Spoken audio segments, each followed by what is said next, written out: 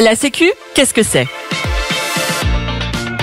Découvrez Parlons peu, parlons Sécu, le podcast de l'École nationale supérieure de sécurité sociale qui vous éclaire sur l'histoire, l'actualité et l'avenir de la protection sociale.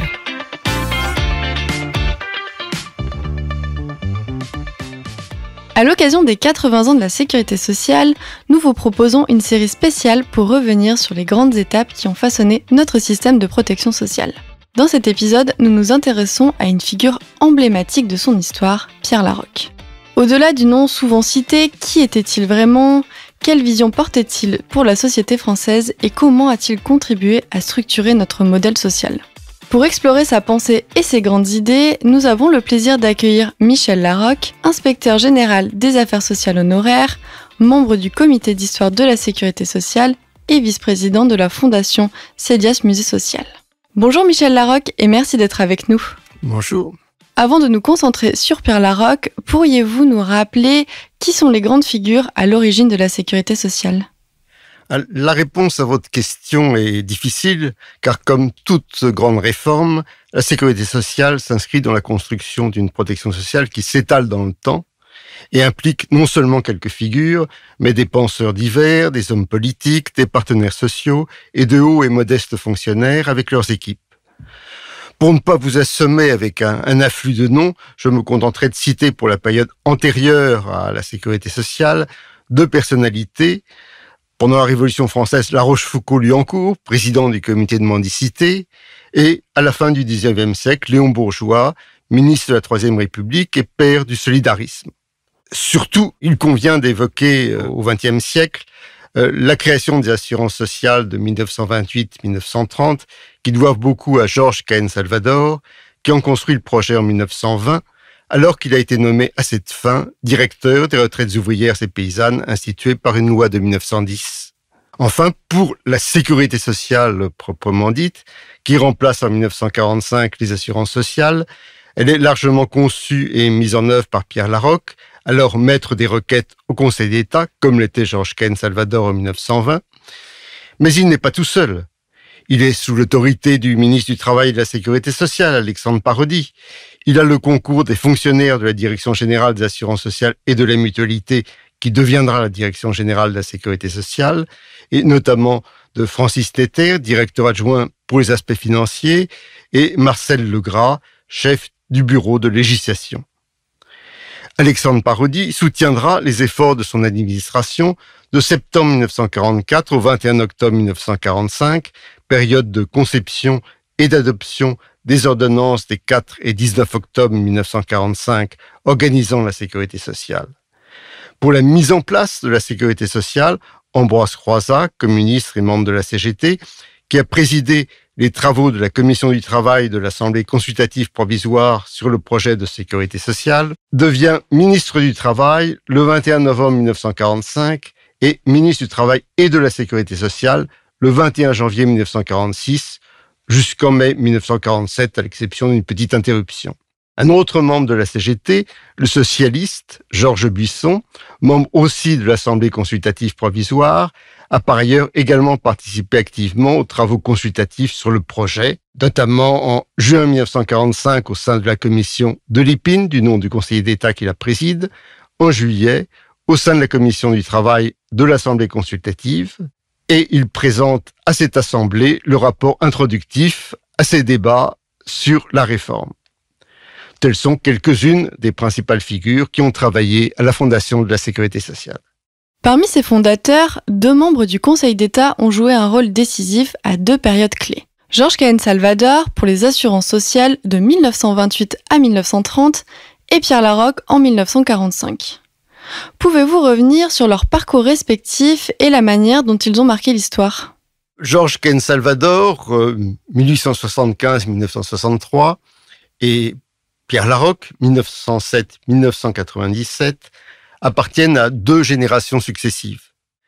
Georges Cahen-Salvador, tout d'abord, donc maître des requêtes au Conseil d'État, est nommé en 1920 directeur des retraites ouvrières et paysannes au ministère du Travail pour mettre en place, compte tenu notamment du système d'assurance sociale des départements recouvrés d'Alsace-Lorraine, une législation d'assurance sociale pour l'ensemble du pays. Cette administration est alors moribonde, compte tenu du relatif échec de la loi de 1910, puisqu'en 1918, des cotisations ne sont versées que pour à peine 20% des 8 millions d'inscrits à cette assurance vieillesse. Jorge Cahen Salvador et son équipe conçoivent, en lien avec une commission mise en place à cet effet, un régime d'assurance sociale obligatoire couvrant les salariés contre la maladie, la maternité, l'invalidité, la vieillesse et le décès.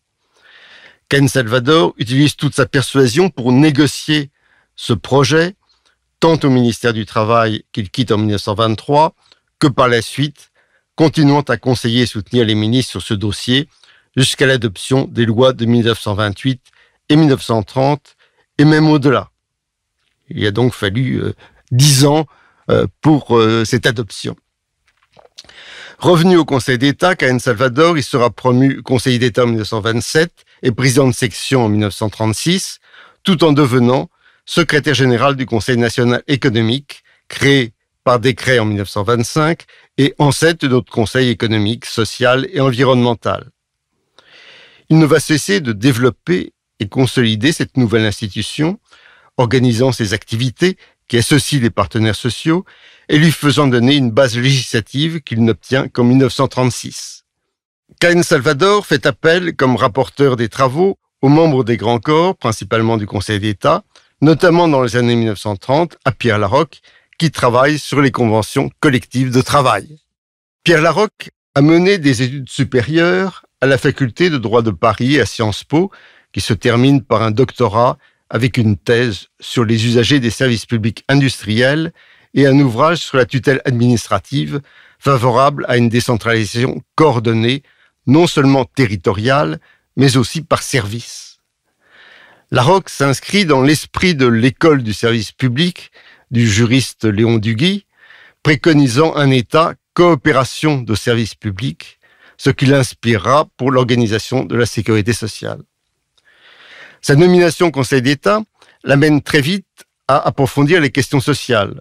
Outre ses travaux au Conseil d'État, une mission lui en est fait confiée dès le printemps 1930, celle de rapporteur d'une commission du ministère du Travail et de la Prévoyance sociale chargée, pour la mise en œuvre de la loi sur les assurances sociales, d'élaborer des modèles de convention entre les caisses d'assurance sociale et les syndicats des professions médicales et paramédicales. Cela va le conduire, tout en poursuivant ses fonctions au Conseil d'État, à être appelé au début de 1931 au cabinet d'Adolphe Landry, ministre du Travail et de la Prévoyance, comme chargé de mission d'abord, puis chef de cabinet. Pendant 13 mois, il s'y consacre principalement à la mise en œuvre des lois sur les assurances sociales. Il sera ensuite rapporteur au Conseil supérieur des assurances sociales, puis rapporteur au Conseil national économique sur les conventions collectives de travail, ce qui le mettra fréquemment en relation avec Jorge Cahen Salvador et son fils Jean, qui a été nommé auditeur au Conseil d'État en janvier 1932. Après avoir été promu maître des requêtes au Conseil d'État en août 1940, il est au 4e trimestre de cette année exclu de la fonction publique en raison des origines juives d'une partie de sa famille. Il trouve un emploi dans la soierie lyonnaise, dont il a fait connaissance lors de sa mobilisation en 1939-40 comme officier d'intendance. Il développe à Lyon des liens avec la résistance qui l'amènent à rejoindre Londres et les forces françaises libres en avril 1943. Il y préparera notamment la remise en place de l'administration française avant de débarquer en Normandie le 14 juin 1944 aux côtés du général de Gaulle en tant qu'officier de liaison avec les forces alliées. En septembre 1944, Alexandre Parodi, nommé ministre du Travail et de la Sécurité sociale, lui propose de prendre la direction générale des assurances sociales et de la mutualité. Il accepte sous réserve de préparer et mettre en œuvre un plan de sécurité sociale. Démobilisé, il est nommé directeur général le 5 octobre 1944. Il prépare alors et met en œuvre l'ensemble des textes sur la sécurité sociale ainsi que la mutualité, avec sa direction générale élargie et réorganisée, cela sous l'autorité des ministres successifs chargés de la sécurité sociale, que j'ai déjà évoqué, principalement au départ Alexandre Parodi, de septembre 1944 au 21 octobre 1945, donc période de conception, négociation et adoption des ordonnances des 4 et 19 octobre 1945 organisant la sécurité sociale, et ensuite Ambroise Croizat pour la mise en place de la réforme jusqu'en 1947. Pierre Laroque assure jusqu'en octobre 1951 la direction générale de la sécurité sociale. Il s'investit dans ses responsabilités, concevant un plan global de sécurité sociale et négociant les projets de texte et leur mise en œuvre, s'efforçant d'y associer les forces syndicales et de toucher les assurés pour que la sécurité sociale soit leur service public et non une bureaucratie étatique. Il explique ce qui est recherché au niveau central, au niveau local et même par les ondes, en particulier lors de la campagne de 1947 pour les élections des représentants des assurés et des employeurs dans les conseils d'administration des caisses de sécurité sociale. Tout en ayant rejoint en octobre 1951, promu comme conseiller d'État, la section du contentieux du Conseil d'État, il reste très présent dans la sécurité sociale, ayant été nommé de 1953 à 1967 président de la Caisse nationale de sécurité sociale. En 1960, Michel Debré, Premier ministre, lui demande de prendre en charge une réflexion sur la politique de la vieillesse, pour laquelle il constitue une commission d'études. Il préside le comité d'experts indépendants de la Charte sociale européenne du Conseil de l'Europe pendant plusieurs années. À partir de 1964 et jusqu'à sa retraite en 1980, il est président de la section sociale du Conseil d'État. À la retraite, il reste toujours disponible sur les questions sociales comme conseiller des ministres et auteur de nombreux articles. Il est notamment membre de la commission des sages des États généraux de la sécurité sociale, organisée par Philippe Séguin en 1987. Et à travers leurs engagements, notamment celui de Pierre Laroque en 1945, quelles étaient leurs ambitions ? Ce projet d'assurance sociale que présente Georges Cahen-Salvador en 1920, ce projet s'inscrit dans la ligne des lois bismarckiennes sur les assurances sociales auxquelles les Alsaciens et Lorrains ne voulaient à aucun prix renoncer lorsqu'ils ont rejoint à nouveau la France après la Première Guerre mondiale. Construire des assurances sociales était donc urgent, car, comme l'écrit Cahen-Salvador dans son rapport de présentation du projet, dans ce domaine, la France est alors à l'arrière-garde des nations d'Europe. Nous devons à notre idéal de reprendre la première place sur le terrain social comme sur le terrain intellectuel et politique. Les principes qu'il développe pour cette réforme sont principalement, premièrement, le principe d'obligation, base de la réforme, s'appliquant tant aux salariés qu'aux employeurs et permettant pour ces derniers une répartition égale des charges entre concurrents. Deuxièmement, les principes de solidarité. Solidarité nationale pour assurer la solidarité minimum indispensable entre assurés, solidarité professionnelle entre patrons et ouvriers, solidarité sociale. Troisièmement, les principes pour l'organisation du régime de régionalisme et d'autonomie vers lesquels s'oriente la politique administrative de l'avenir. Dans ce projet, les assurances sociales seraient en principe gérées, outre une caisse générale de garantie au niveau national, par des caisses régionales appuyées sur des succursales cantonales. Le conseil d'administration serait tripartite, moitié des membres élus par les assurés, un quart élus par les employeurs, un quart choisi parmi les représentants des intérêts généraux de l'État. Toutefois, ces caisses n'auraient pas le monopole de la gestion pour tenir compte des institutions déjà intervenantes, principalement mutualistes. Une recherche de simplicité et de gestion imprègne le projet, notamment en matière d'assurance maladie, pour laquelle le médecin n'était pas payé par le malade, la caisse versant une rémunération globale au groupement professionnel de médecins, quitte à ce dernier à la répartir entre les médecins, ce système étant inspiré de l'Allemagne. Mais cette mesure entraînera l'opposition du corps médical et donc ne sera pas mise en œuvre sous cette forme. Le projet prévoit par ailleurs 2 catégories d'assurés. Les salariés qui sont obligatoirement assurés si leur salaire ne dépasse pas un plafond et les assurés facultatifs si leurs salaires sont supérieurs au plafond ou s'ils sont non salariés. On ne verra guère et la réforme ne les prendra pas en compte cette catégorie d'assurés facultatifs. La structure des assurances sociales, après la contestation notamment de la loi de 1928, réformée par la loi de 1930, ne sera donc pas aussi rationnelle que l'aurait voulu le projet, en raison notamment de l'opposition du corps médical et également de l'opposition de la mutualité à ses premiers aspects. Il est néanmoins utile de rappeler ce premier projet de l'administration française sur les assurances sociales auquel s'attache le nom de Georges Cahen Salvador, souvent oublié. Ce projet montre, et surtout sa réalisation, montre la continuité de la construction de notre système de protection sociale.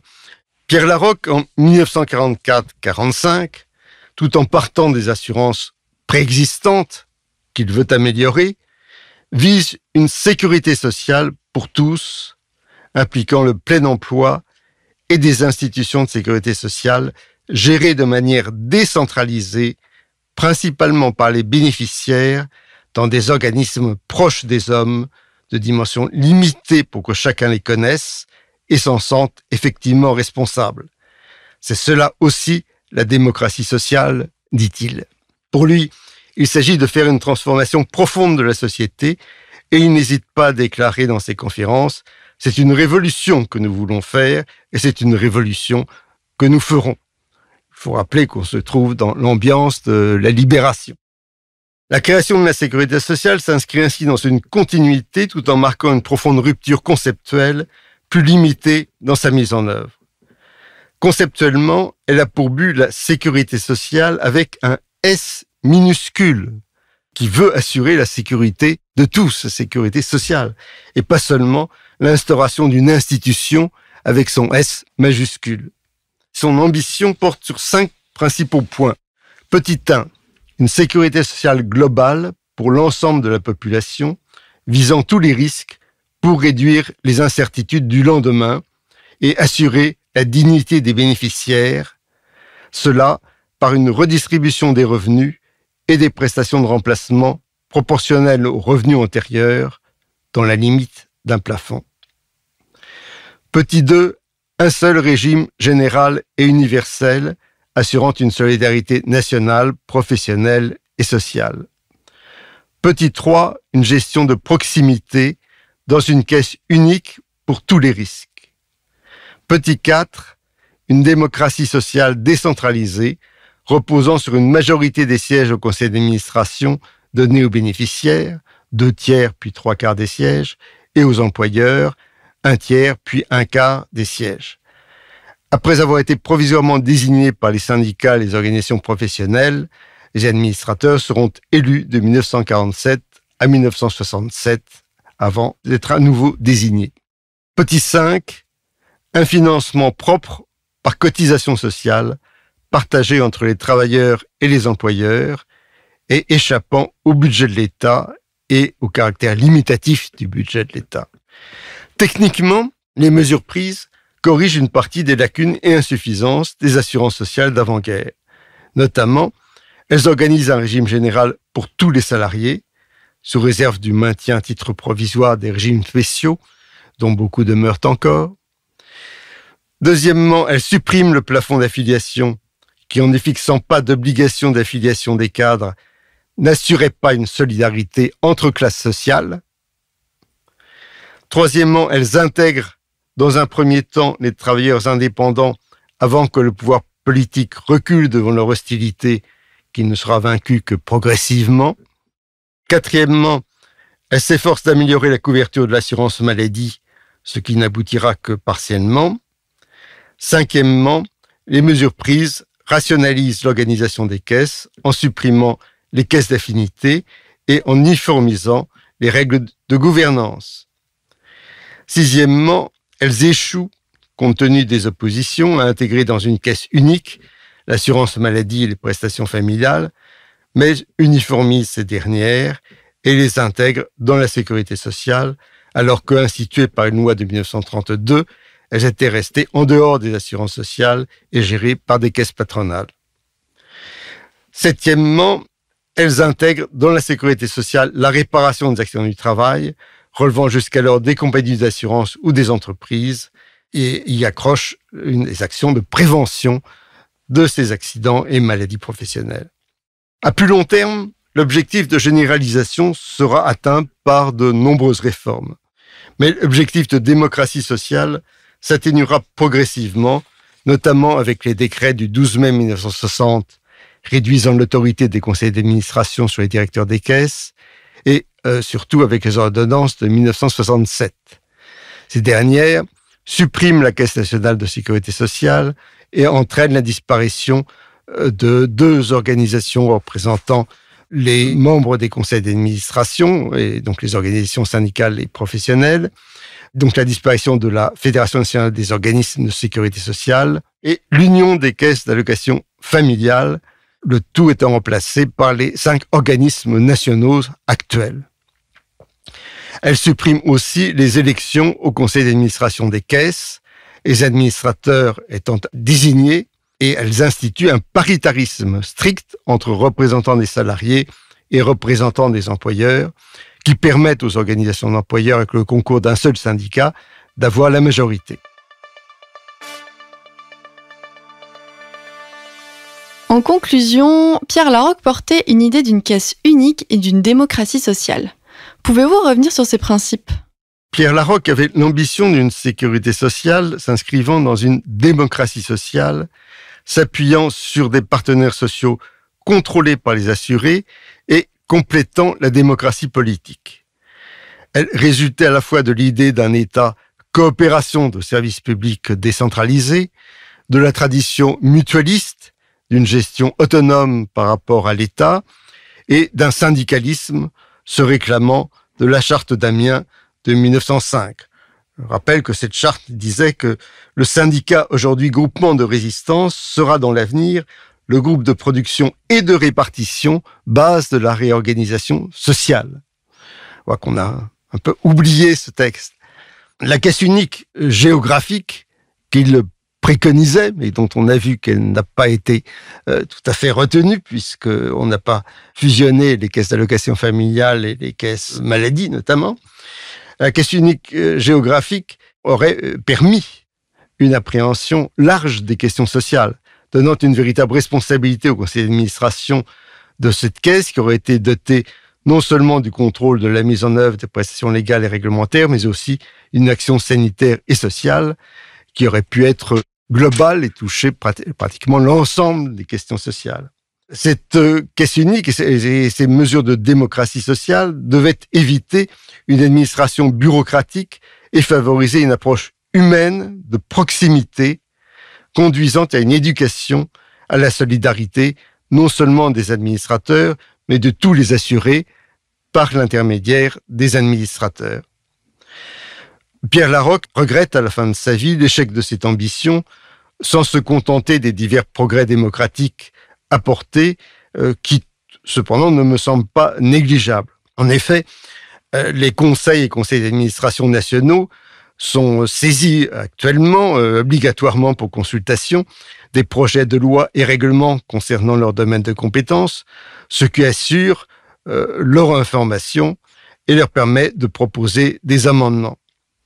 Les présidents des conseils ou conseils d'administration sont signataires des conventions d'objectifs et de gestion instituées en 1996, à quoi s'ajoutent éventuellement d'autres pouvoirs variables sont les branches.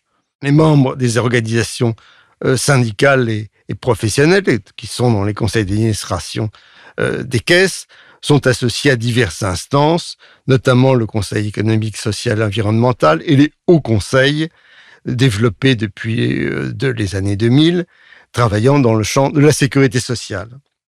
Au niveau local, les conseils d'administration contribuent à la gestion des caisses, votant les budgets. Les administrateurs participent à diverses commissions des caisses, comme les commissions de recours amiable ou les comités techniques de prévention des accidents du travail et des maladies professionnelles.